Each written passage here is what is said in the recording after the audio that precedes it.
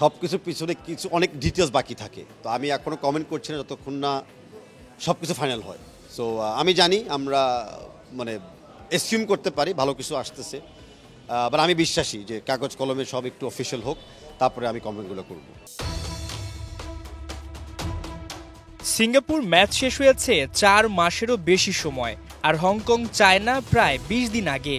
বাফুফের নয়া কমিটির 1 বছরের দিনটাতে ডাকা হয় কার্যনির্বাহী কমিটির সভা।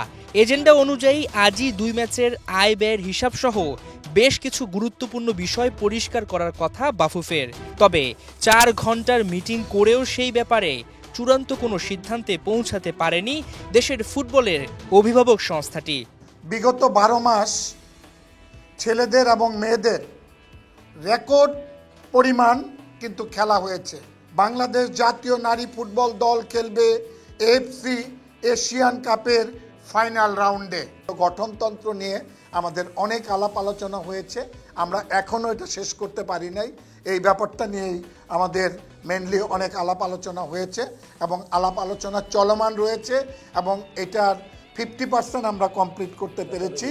গত 1 বছরে হামজা চৌধুরী, সমিত সোমদের হাত ধরে দেশের ফুটবল পেয়েছে প্রাণ।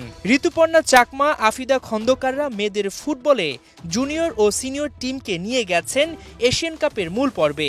নতুন কমিটি গঠনের পরপরই সাফে চ্যাম্পিয়ন হয় মেয়েরা।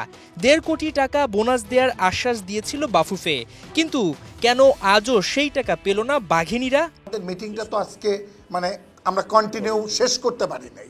আমাদের এই এজেন্টগুলো শেষ হয়েছে, আরও কয়েকটা বাকি আছে, হয়তো আমাদের পরবর্তী মিটিংয়ে এইসব ব্যাপারে সিদ্ধান্ত হবে। আমরা মেয়েদেরকে পর্যাপ্ত পরিমাণে সুবিধা দেওয়ার জন্য তারা আমাদেরকে রেজাল্ট দিচ্ছে।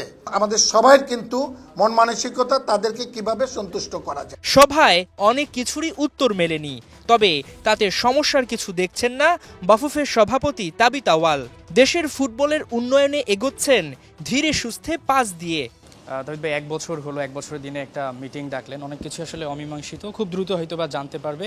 আজকে ওভারঅল যে বিষয়গুলো নিয়ে আলোচনা হলো, সময়ের স্বল্পতা আসলে দেখেন, আজকে আমাদের 1 বছর হয়েছে নতুন কমিটির, কিন্তু ফুটবলটা তো চলমান। বাফুফের যারা ম্যানেজমেন্টে ছিলেন তারাও চলমান কাজ করে যাচ্ছে। আর বিশেষ করে আমাদের মিডিয়া ভাই বোনেরা যে ধরনের সাপোর্ট আমাদেরকে বিগত 1 বছর দিয়েছে, আমি সত্য ওনাদের প্রতি কৃতজ্ঞতা জানাচ্ছি। আর আজকে মূলত কাজটা ছিল যেটা নতুন গঠনতন্ত্র নিয়ে একটু চূড়ান্ত পর্যায়ে চলে যাওয়া। আমরা ফিফার সাথে একটা কমিটমেন্ট ছিল যে রেস্ট্রিকশন থেকে উঠে আসবো, যেটা আমরা করেছিলাম।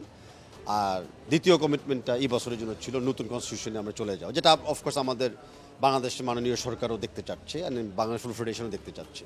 তো আমি আশাবাদী আমরা বাই ডিসেম্বর নতুন কনস্টিটিউশনের দিকে আমরা চলে যেতে পারবো। রিয়াদে গেলেন এবং সেখানে বাংলাদেশের জন্য অর্জনও নিয়ে আসলেন, একই সাথে আফগানিস্তানের সঙ্গে আমরা ম্যাচ খেলতে পারছি। আন্তর্জাতিক নিরপেক্ষ ভেন্যু হিসেবে বাংলাদেশের যাত্রাটা শুরু হয়েছে।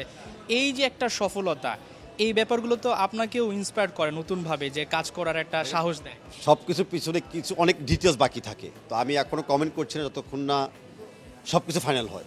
সো আমি জানি আমরা এসিউম করতে পারি ভালো কিছু আসতেছে, বাট আমি বিশ্বাসী যে কাগজ কলমে সব একটু অফিসিয়াল হোক, তারপরে আমি কমেন্টগুলো করবো। শুভকামনা। কথা বলছিলাম বাফুফের সভাপতি তাবিত আউয়ালের সঙ্গে। তিনি আসলে চ্যালেঞ্জ নিতে পছন্দ করেন এবং তিনি বলছেন যে ফুটবলটা আসলে চলমান, বাফুফের কর্তারাও আসলে চলমান, কাজ চালিয়ে যাচ্ছেন।